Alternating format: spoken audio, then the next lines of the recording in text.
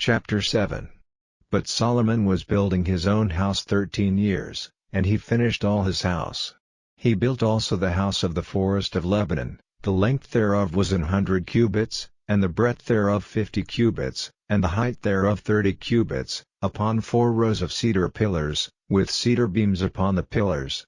And it was covered with cedar above upon the beams, that lay on 45 pillars, 15 in a row.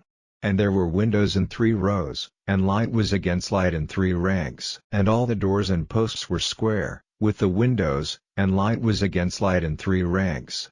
And he made a porch of pillars, the length thereof was 50 cubits, and the breadth thereof 30 cubits, and the porch was before them, and the other pillars and the thick beam were before them. Then he made a porch for the throne where he might judge, even the porch of judgment, and it was covered with cedar from one side of the floor to the other. And his house where he dwelt had another court within the porch, which was of the like work. Solomon made also an house for Pharaoh's daughter, whom he had taken to wife, like unto this porch.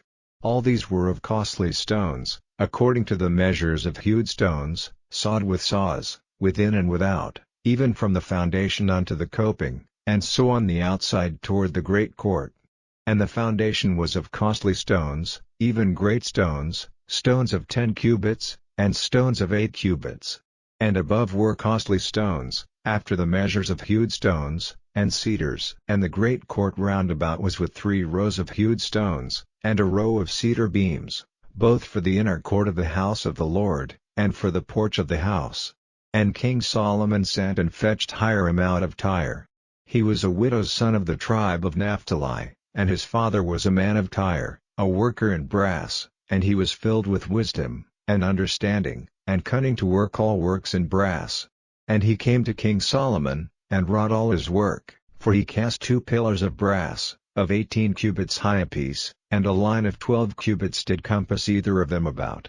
And he made 2 chapiters of molten brass, to set upon the tops of the pillars. The height of the one chapiter was 5 cubits, and the height of the other chapiter was 5 cubits, and nets of checker work, and wreaths of chain work, for the chapiters which were upon the top of the pillars, 7 for the one chapiter, and 7 for the other chapiter. And he made the pillars, and 2 rows round about upon the one network, to cover the chapiters that were upon the top, with pomegranates, and so did he for the other chapiter. And the chapiters that were upon the top of the pillars were of lily work in the porch, 4 cubits.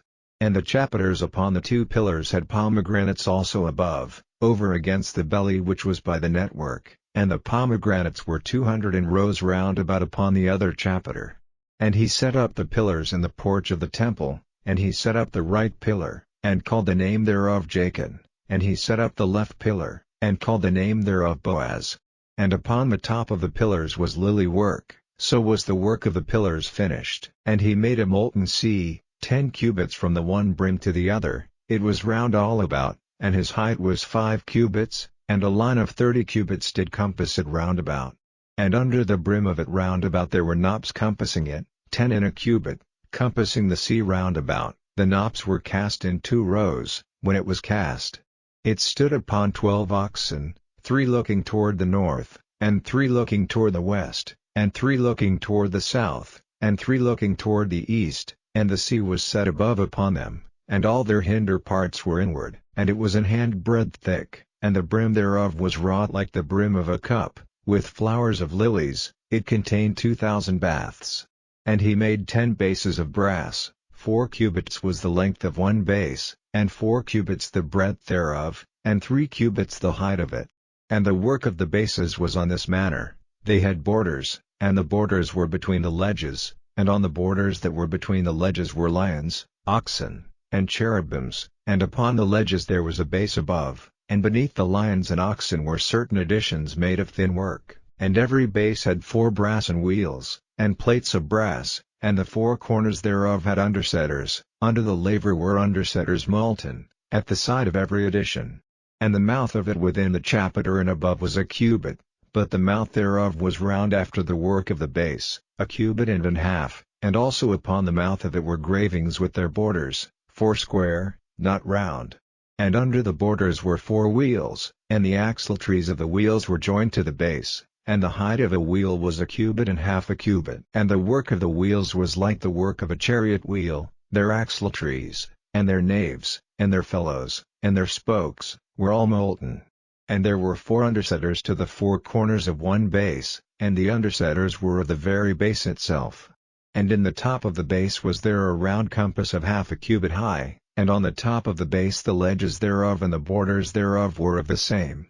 For on the plates of the ledges thereof, and on the borders thereof, he graved cherubims, lions, and palm trees, according to the proportion of every one, and additions round about. After this manner he made the 10 bases, all of them had one casting, one measure, and one size. Then made he 10 lavers of brass, one laver contained 40 baths, and every laver was 4 cubits, and upon every one of the 10 bases one laver. And he put 5 bases on the right side of the house, and 5 on the left side of the house, and he set the sea on the right side of the house eastward over against the south.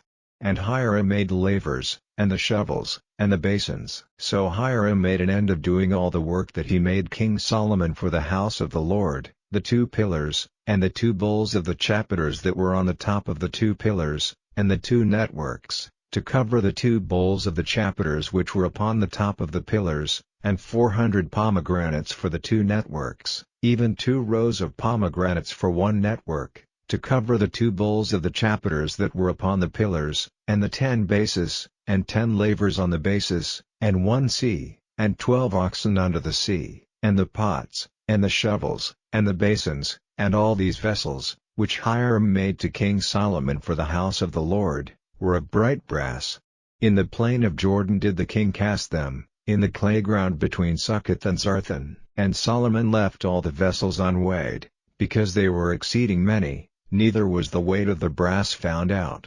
And Solomon made all the vessels that pertained unto the house of the Lord, the altar of gold, and the table of gold, whereupon the showbread was, and the candlesticks of pure gold, 5 on the right side, and 5 on the left, before the oracle, with the flowers, and the lamps, and the tongs of gold, and the bowls, and the snuffers, and the basins, and the spoons, and the censers of pure gold, and the hinges of gold, both for the doors of the inner house, the most holy place, and for the doors of the house, to wit, of the temple. So was ended all the work that King Solomon made for the house of the Lord. And Solomon brought in the things which David his father had dedicated, even the silver, and the gold, and the vessels, did he put among the treasures of the house of the Lord.